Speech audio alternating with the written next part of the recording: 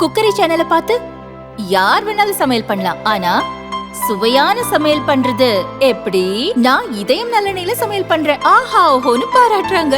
நீங்களும் இதயம் நல்லெண்ணெயில சமையல் பண்ணுங்க, பாராட்ட வாங்குங்க. தினம் தோறும் வாங்குவே இதயம் இதயம். மிகுந்த மகிழ்ச்சி அடைகின்றேன். உங்கள் அனைவர் மீதும் இறைவனின் பேரொருள் ஒளியப்பட பிரார்த்தித்து தொடங்குகிறேன். மனிதநேய வழக்கறிஞர் சங்கத்தின் சார்பாக இன்று மாநிலம் தழுவிய தலைமை செயற்குழு கூட்டம் நடைபெற்று கொண்டிருக்கிறது. இதில் பல முக்கியமான தீர்மானங்களை நிறைவேற்றியிருக்கிறோம். அதனுடைய நகல்கள் உங்களுக்கு தரப்படும். குறிப்பாக தமிழ்நாட்டில் அரசு சட்டக் கல்லூரிகளில் புதிய கட்டடங்கள் கட்டப்பட்டு இருக்கின்றன. ஆனால் அந்த கட்டடங்கள் இன்னும் பயன்பாட்டிற்கு வரவில்லை. உடனடியாக அரசு சட்டக் கல்லூரிகளில் கட்டப்பட்ட அந்த புதிய கட்டடங்கள் மாணவர்கள் பயன்பாட்டிற்கு தமிழ்நாடு அரசு கொண்டு வருவதற்கு நடவடிக்கை எடுக்க வேண்டும் என்று கேட்டுக்கொள்கிறேன். அதேபோல் எல்லா காவல் நிலையத்திலும் செயல்படக்கூடிய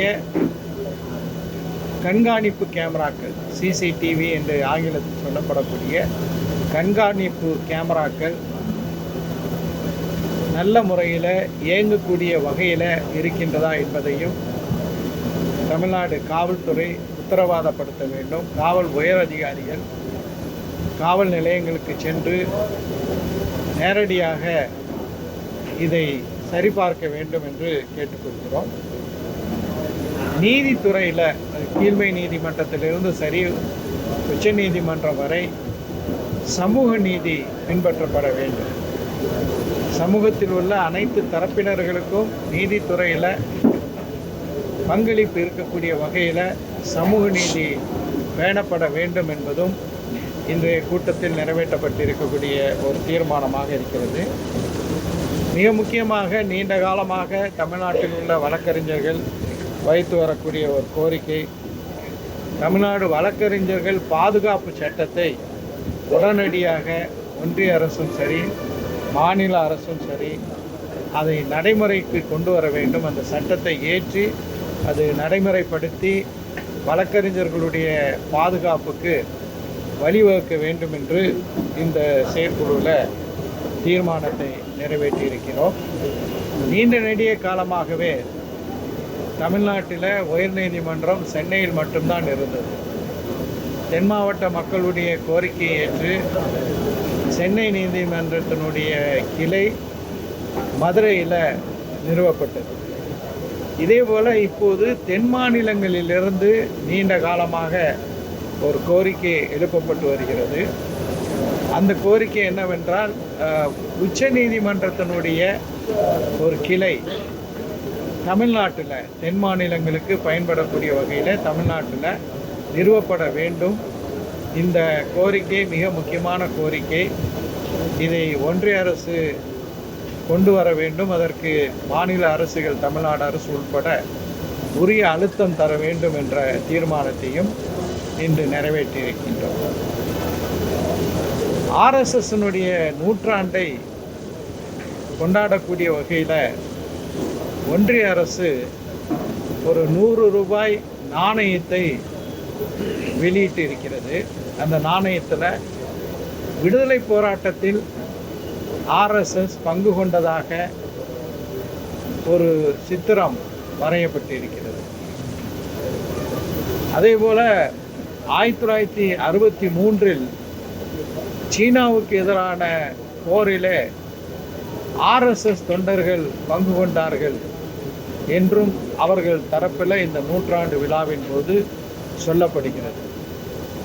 ஆனால் 2018ஆம் ஆண்டு தகவல் பெறும் உரிமை சட்டத்தின் கீழே மத்திய பாதுகாப்பு அமைச்சகம் தந்திருக்கக்கூடிய ஒரு தகவலில் 1963 பண்டிட் ஜவஹர்லால் நேரு அவர்கள் பிரதமராக இருந்தபோது சீனா போருக்கு பிறகு மிகப்பெரிய ஒரு மக்கள் பங்கு கொண்ட பேரணி, அனைத்து தரப்பு மக்களும் லட்சக்கணக்கான மக்கள் பங்கு கொண்ட பேரணி புதுடெல்லியில் நடைபெற்றது. அதில் பலரும் பங்கு கொண்டார்கள்.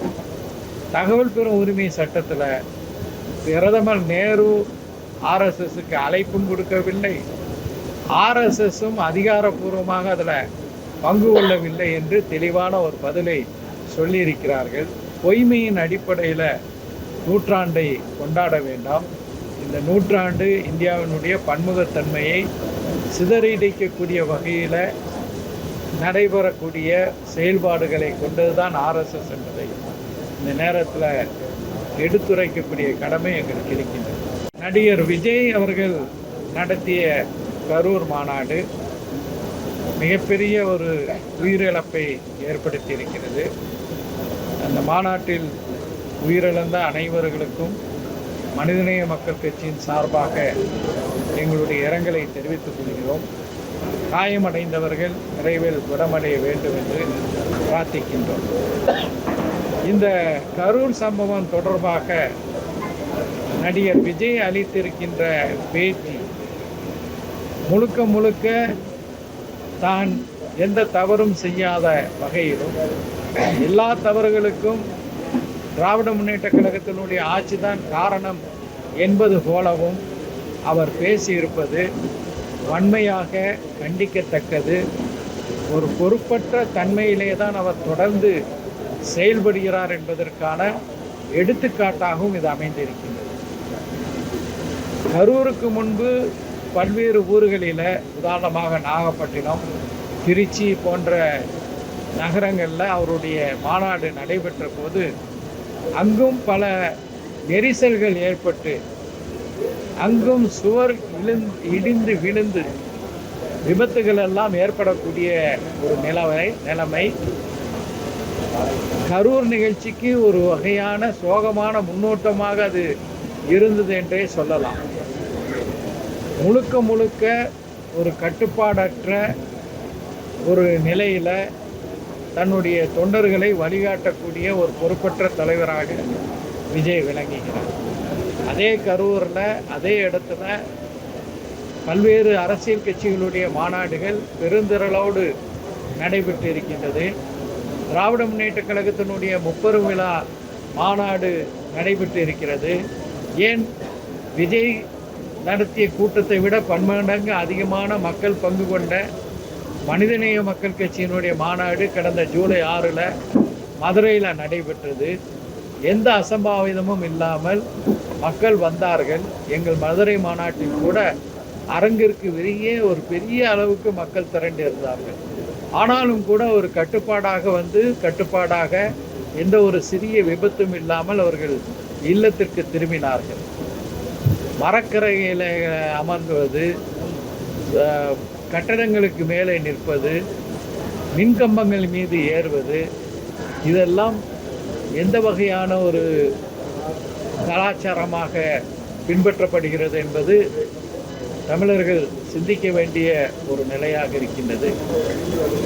தான் தவறு செய்துவிட்டு அந்த பழியை திமுக அரசு மீது நடிகர் விஜய் போட்டிருப்பது எந்த வகையிலும் ஏற்றுக்கொள்ள முடியாத, வன்மையாக கண்டிக்கத்தக்க ஒரு நிகழ்வாக இருக்கிறது. நடிகர் விஜய் இந்த மாதிரி பேசுறதுக்கு அரசியல் உள்நோக்கம் தான் சொல்லுவாங்க. அது உங்களுடைய கருத்து. நடிகர் விஜய் இவ்வாறு பேசுவதற்கு நிச்சயமாக உள்நோக்கம் இருக்கின்றது. கரூரில் இந்த அசம்பாவிதம் நடைபெற்ற பிறகு சரி, கரூரில் தான் அவரால் இருக்க முடியாது, அருகில் இருக்கக்கூடிய திருச்சிக்கு மக்களுக்கு ஆறுதல் சொல்லலாம். வேகமாக சென்னைக்கு அமைதியாக வீட்டுக்குள்ளே இருந்து விட்டார். ஆனால் தொங்கு பாலம் ஒன்று பாஜக ஆட்சியில் கட்டப்பட்டு அது இடிந்து விழுந்து ஏறத்தாழ 142 பேர் இறந்து போனார்கள். பிஜேபி ஆட்சியில் நடந்தது.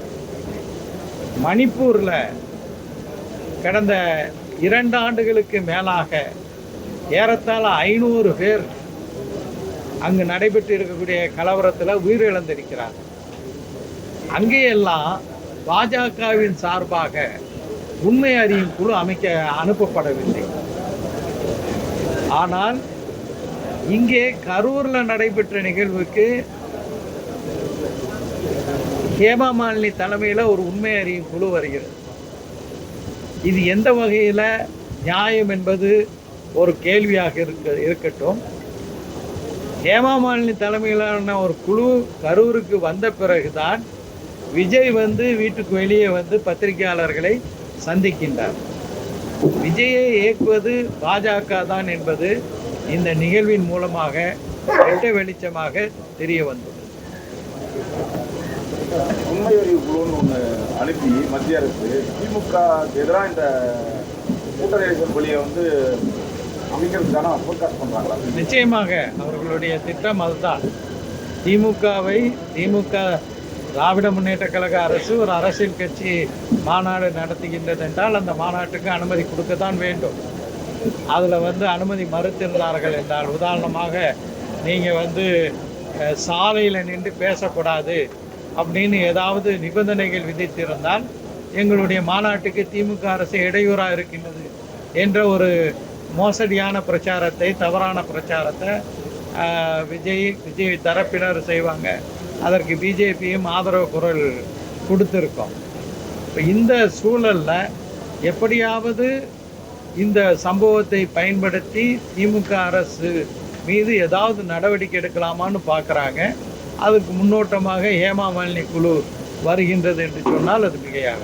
விஜய் குழு கேட்ட இடம் கிடைக்கல, இங்கே அவங்கள கொடுத்த இடத்துல தான் பண்ணுறது இல்லை. அது மிக தெளிவாக தற்போதைய காவல்துறை பொறுப்பு தலைவர் அவர்கள் பேட்டியில் மிக தெளிவாக சொல்கிறார். அவர்கள் கேட்ட இடம் இதைவிட குறுகலான இடம், அதைவிட பெரிய இடத்துல தான் அவங்க காவல்துறை விஜய்க்கு அனுமதி கொடுத்துருக்கு.